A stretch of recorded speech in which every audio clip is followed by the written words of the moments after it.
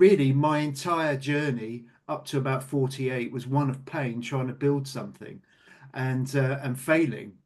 And the reason it didn't work is because it wasn't purpose driven. I was always trying to make money.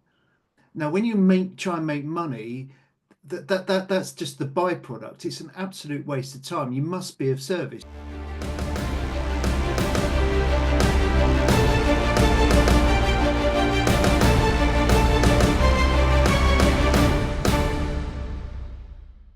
Guys, welcome to Keep On Pushing Stories, where we take a deep dive into the minds and lives of people who have overcome significant challenges in their lives. Yes, we want to share with you real life story of grit and resilience and perseverance and determination, because we think everyone has a story that all of us in some way can relate to. And in this episode, I'm so excited, honored to welcome my friend Stephen Foster to the program. Stephen, welcome, my friend.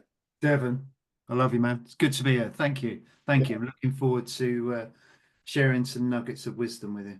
indeed. That's why I asked you to come on, man. But the thing I always ask my guest Stephen is what it is that they do. So tell us, what do you do? How do you serve?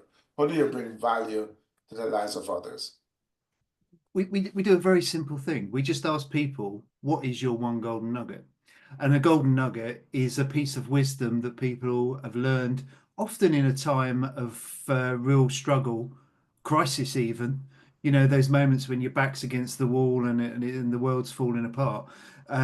Because life doesn't send those experiences to stop you, it sends them to teach you something. So Mhm. if you reflect back on it, those really tough experiences, you'll remember them. We've all been through them.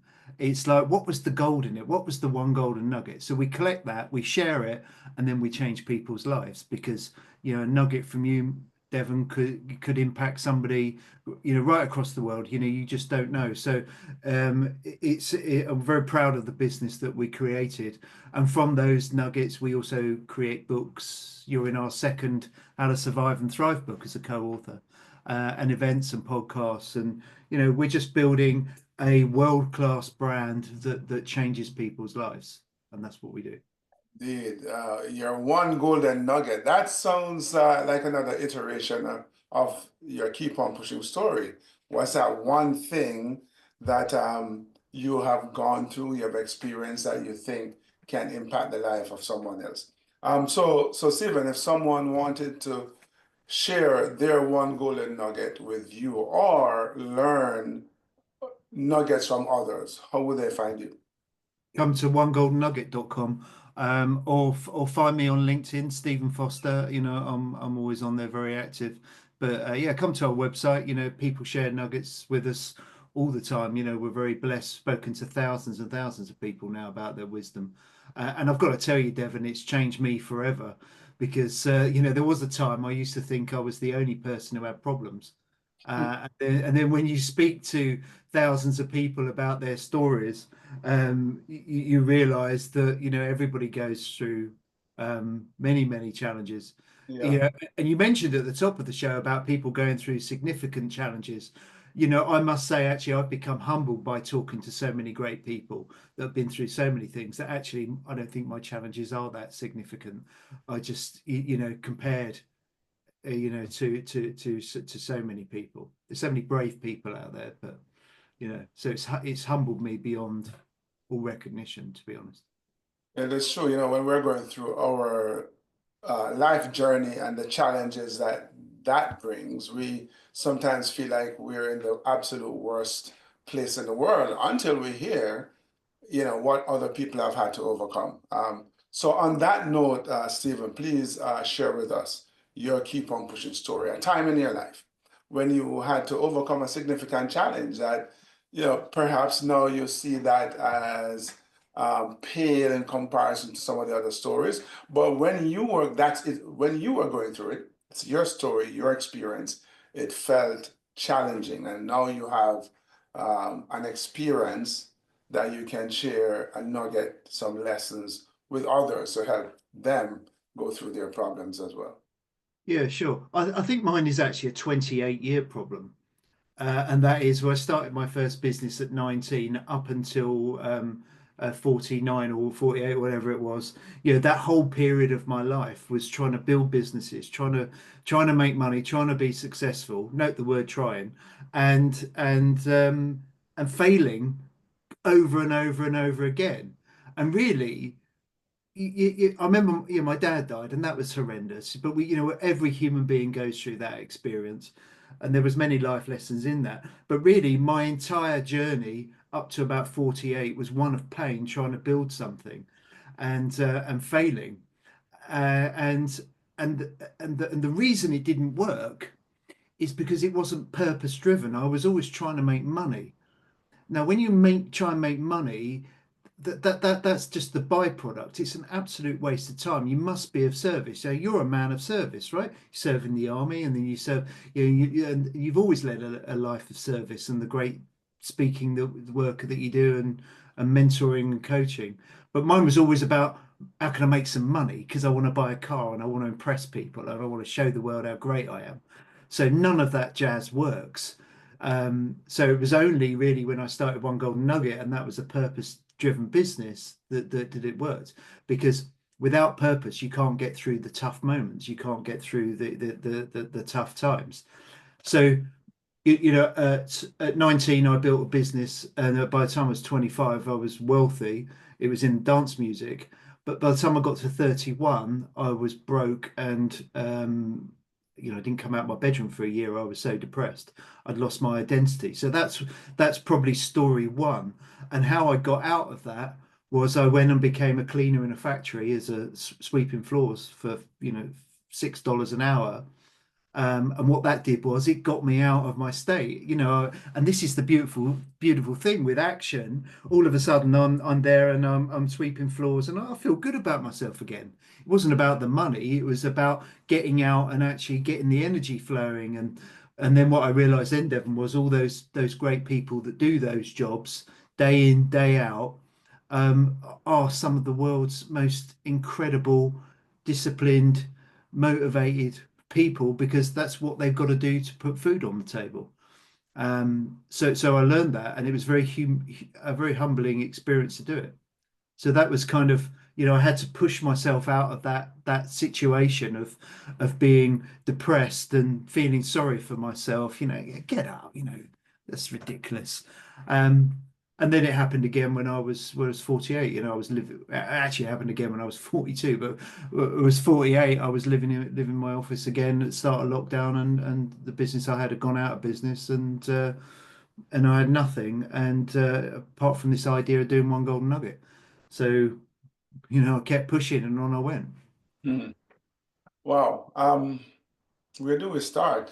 So clearly, we need money to live in this world. And at 19, that was your focus. You know, you were successful at it. You said you became, quite wealthy. By the time you're 35, you're broke again.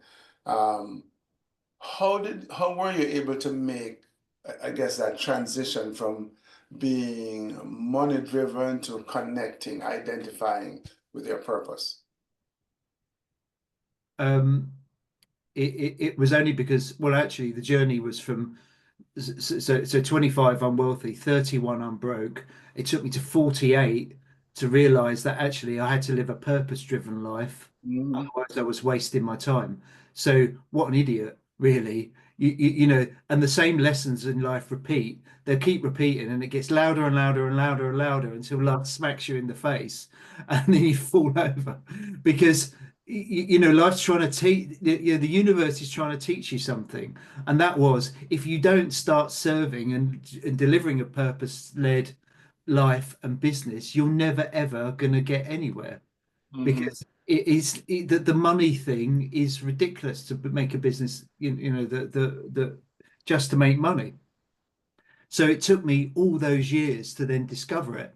And then when I started doing Nugget, because it was based on, you know, share something with me, tell me about myself. I want to share that nugget. I want to make someone else's life better.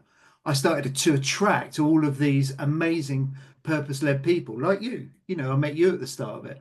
and you know, thousands of purpose-led people. So then you get an education in actually how to set up your life.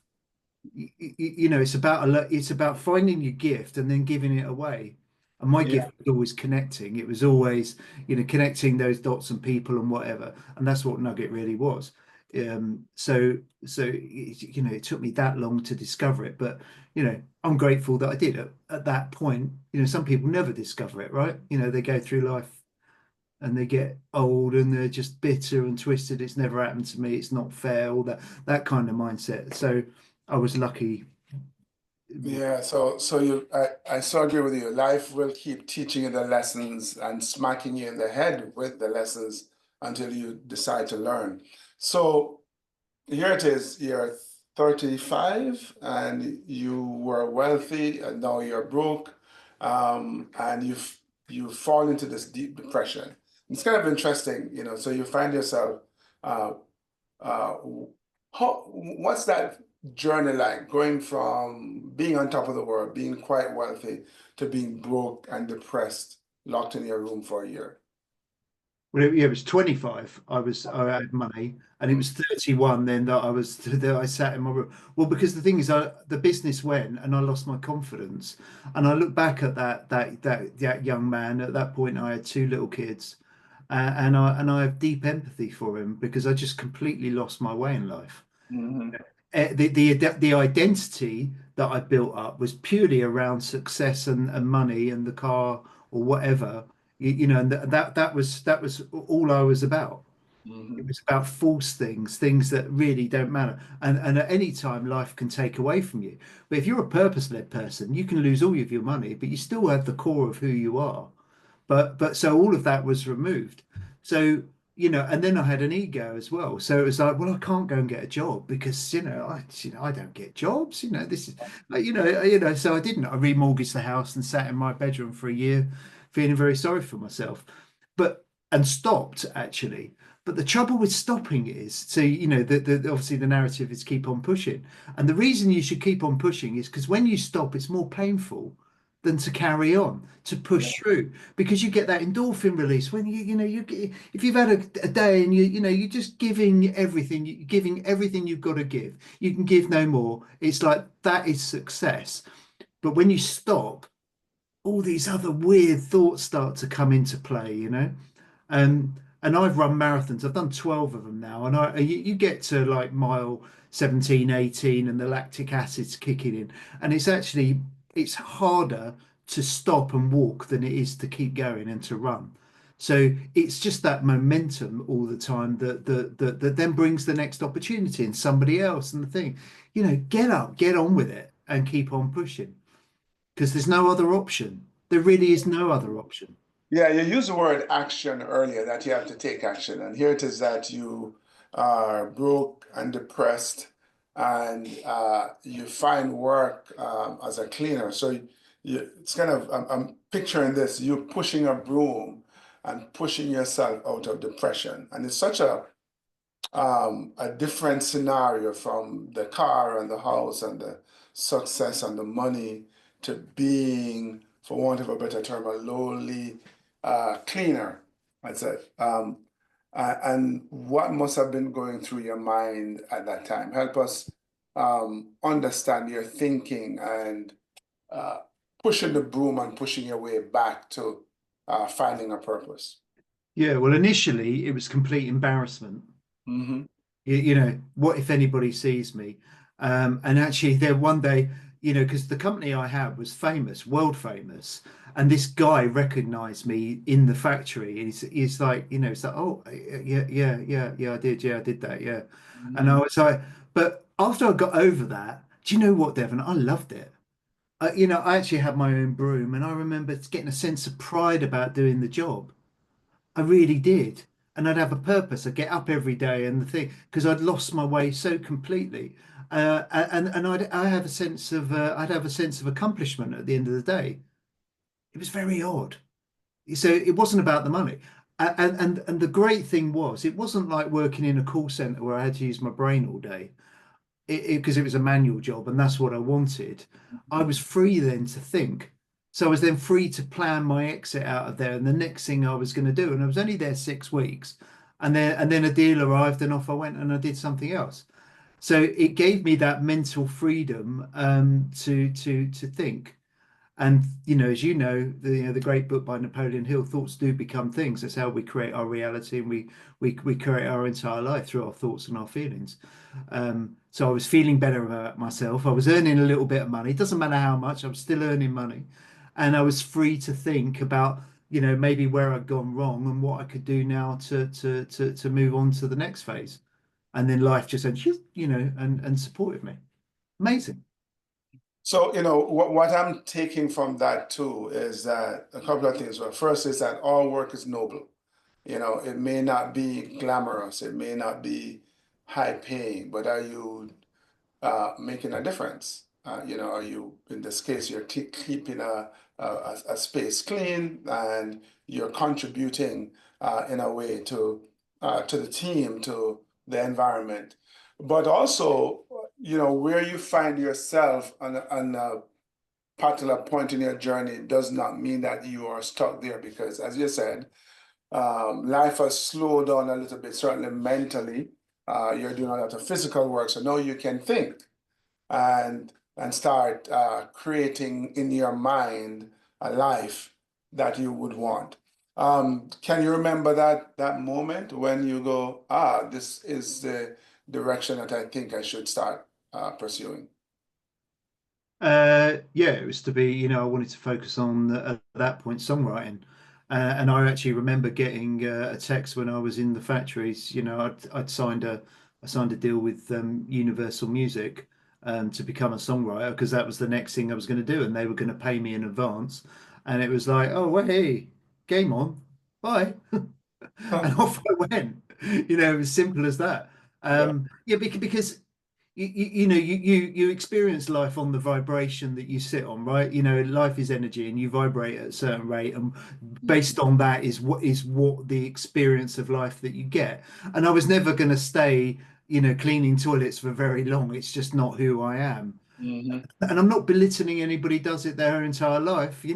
That's that and I've got to tell you, I said it before, those people I have so much admiration for it, but it just wasn't who I am. I'm too busy creating big dreams and going after them. So something has to happen when you do that.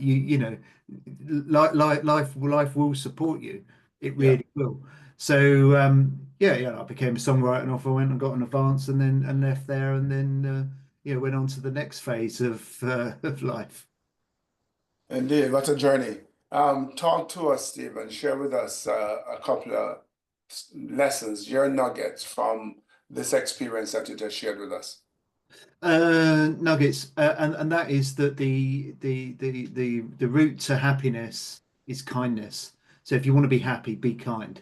It doesn't the happiness thing doesn't come from anything. No things, no cars, no houses, nothing. You can develop and cultivate a life of pure happiness just by being a kind, loving individual. And that's probably one of the biggest lessons I've ever learned from doing One Golden Nugget. My nugget is just be the love. And what that adheres to is every situation, every problem, every body, everything, inject it with the love emotion. Especially when you get a problem in life, the problem turns up again, not to stop you, it comes up to teach you something. So you may as well engage with it with a love emotion for the problem. Otherwise, if you attack the problem with you know that feeling, and it's Yeah. not fair and the rest of it creates more of that. But if you go at the problem with like, this is amazing, right, let's solve this, this has just turned up to teach me something. What's that lesson? Let's get busy, creative, how do I solve this, and go in on that basis. And lastly, if people are not nice to you, well, they're often the people that need the most love because they're just projecting not who you are, but who they are. Yeah. So just be the love. Be the love. Love those who don't necessarily love you back because they need that love. I love that actually. All of us could learn from that. Yeah. Um, you know, be very careful how we, should I say, attack or approach our problems, because you're absolutely right. If you approach it with the energy of disdain, that intensifies, as opposed to from a standpoint of, wow, this is an interesting um, dilemma that needs a solution, and then that opens up your creative juices, your creative genius to find a better way forward. And I also love that lesson about happiness.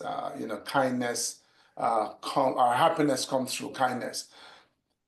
And I think I need to add here, Stephen, because it's not just about being kind to others, about being kind to ourselves, especially when we find ourselves along a rough patch, right? We can become uh, so contemptuous towards our own selves, right? And treat ourselves so poorly. But if we learn to be kind to ourselves and treat ourselves well, then that gives us added energy and added impetus to get through our issues. I asked for one. I got three amazing golden nuggets, and just a wonderful story as well that I think epitomizes this keep on pushing philosophy. That it's not, it's a continuous journey, this journey of life, and we are going to have our ups and our downs, and every part of that journey um, is a learning moment, a teachable moment for us. So thank you for sharing those teachable moments with us today, Stephen. You're welcome, my friend. Good to see you. Guys, if you enjoy this, if you found it valuable, then please share it with someone else who you think could benefit. And don't forget to give us a like and a follow. Until we connect next time, yes, you know what to do. Keep on pushing.